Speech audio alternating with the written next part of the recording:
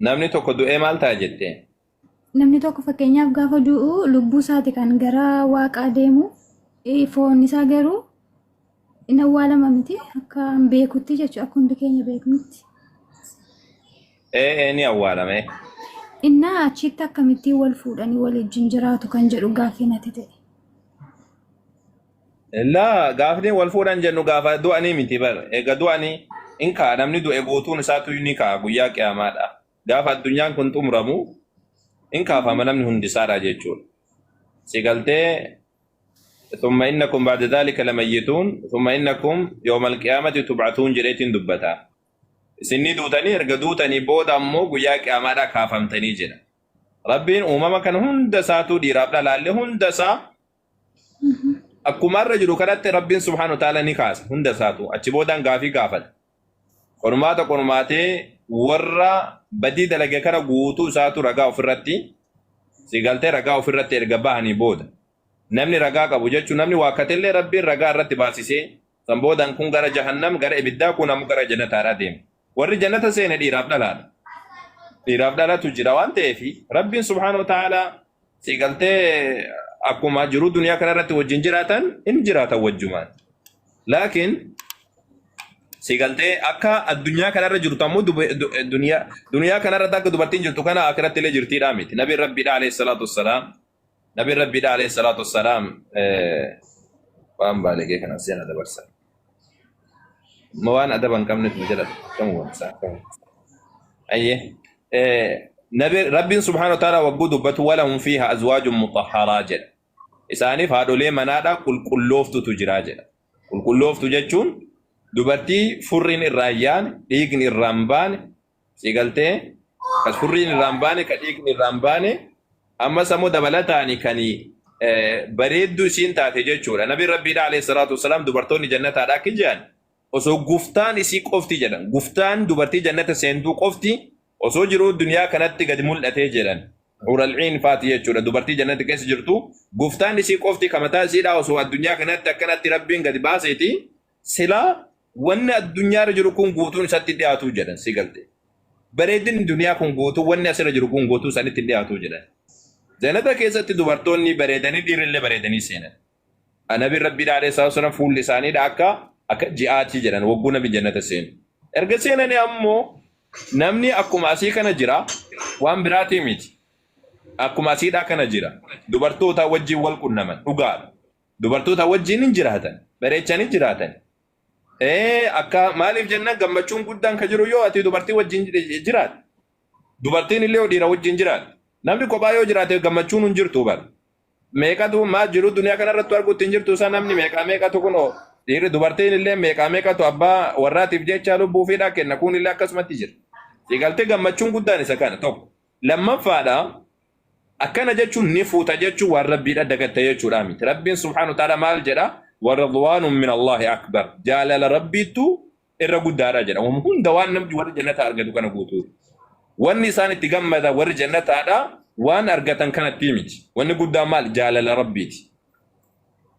jaalala rabbiiti rabbiin arguudhatti gammadan malee sigaltee rabbiin arguutti gammadan malee kuni wamaayyuu isaan biratti wama takka ittiin lakkaa'amu ammas waan rabbiidha ibaadaa yookaan ammoo rabbi waan rabbiidha dubbachuudhaan wal qabateeti nabiin rabbiidha alayhi salaatu wasalaam maal jedhanii dubbatanii rabbiin qulqulleessuun qulqullina rabbiidha himuun guddina rabbiidha himuun akka nuti hafuura asitti baafannu kanatti isaan keessaa bahaa jedhan subhaanallah alhamdulillah isa kana kanni rabbiinu warri jannataadha akkana jedhan jedhee alhamdulillahi alladhi hadaana lihaadaa jedhan jedhe rabbiin faarfatan qulqullina rabbiidha himan waan rabbiidha dubbatan sigaltee garuu ammoo cinaa tokkoon akkanatti jireenyi isaanii guutuu waan rabbiidha dubbachuu jireenyi isaanii guutuun akka nuti hafuura baafannu kanatti waan rabbiidha dubbatan haa ta'u garuu ammoo ni jiraatanillee akkuma amma asirratti jiraatamu kana jireenyi walaa fakkaatullee dhabu jannataaf addunyaan kun walillee haa fakkaatu dhabdu ni jiraatan haadha manaallee ni qaban dabalatan hiriyyaallee ni qaban siree irra ciisanillee ni qaban waan nyaatanillee ni qaban waa hunda rabbiin isaaniif qopheesseetiin jira walahum fiihaa maa tashtahi anfusuhum waan lubbuun isaaniidha yaaddetu waan isaan lubbuu isaanii kajeeltetu achi keessa jiraa jedha rabbi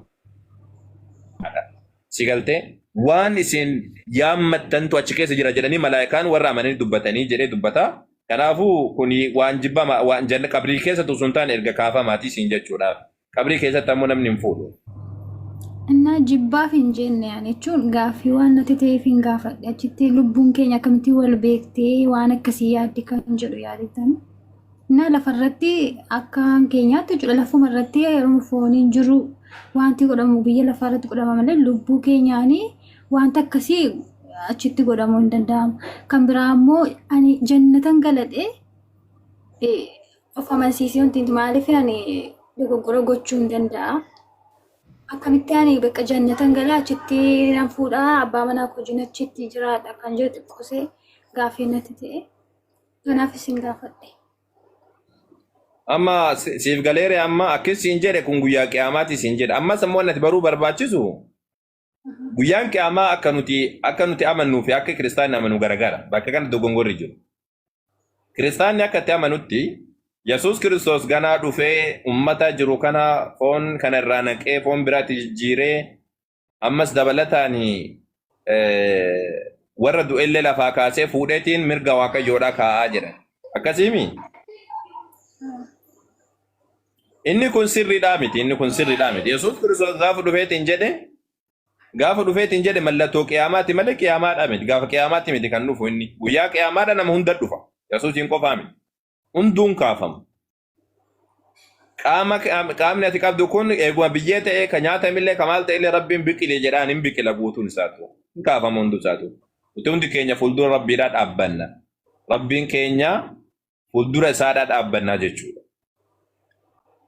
Jannata keessatti rabbiin wanni qopheesse waan lubbuun kan keefeete waan ati barbaadduudha malee akka ofii barbaadde waan hin jennedha. Maal ati wanni heeruma si dhoogu maaltu jira jannata keessatti?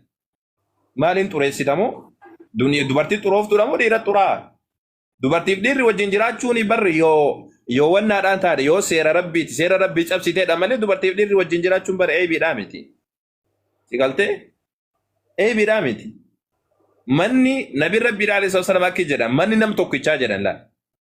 Manni nama tokkichaadha jedhan namni tokkochi manni nama tokkichaadha jannata keessatti haga eessaadha sinaa jedhu laal eenyu kana haga ba'aa fi dhiyaa kana jechuudha fagoodha addaan baay'ee addaan fagaa.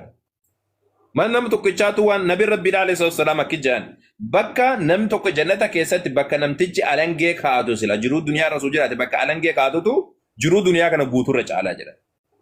Jannata keessatti rabbiin waliin jiraachisee jira. Jannata keessatti rabbiin waan qananiidhaa keessa kaa'atiin jira. Maal achitti yoo ati haadha manaa kan kee wajjin jiraatte maaltu badiidha? Badii maal qaba of keessaa? Dhugaadha garuu rakkoon jiru maalidha? Kiristaanota biratti dubartii wajjin jiraachuun xuraa'ummaadha jedha. Xuraa'ummaadha. Dubartii wajjin jiraachuun akka xuraa'ummaatti ilaalama. Kun ammoo nu biratti xuraa'ummaadha miti kun. Dubartii wajjin jiraachuu haadha manaa kan kee wajjin jiraachuun aadiidha kun. Waan rabbiin hayyameedha. Rabbiin beekaa uume. Erga rabbiin beekaa uumeetiin jedhe waan hamaadha miti siin jechuudhaaf.